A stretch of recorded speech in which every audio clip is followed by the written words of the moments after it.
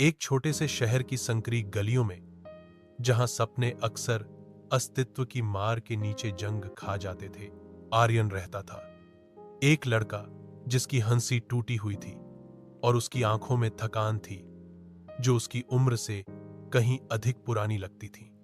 17 साल की उम्र में वह पहले ही डिवाई ने बोतल में अपनी मुक्ति पाई। यह हानिरहित रूप से शुरू हुआ। उसके पिता के संग्रह से चुराए गए घूंट, लापरवाह दोस्तों के साथ साझा की गई हंसी।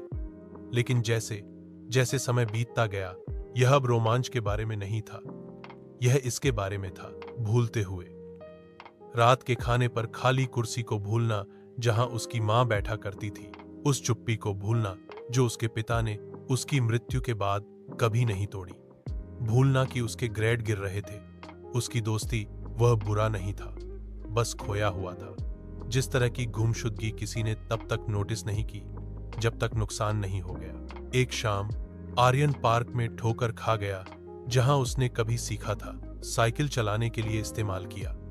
वह ठंडी बेंच पर बैठा, एक आधी खाली बोतल पकड़े हुए, आंखें धुंधली थीं, लेकिन उसके जीवन के गड़बड़ होने पर खुली थीं।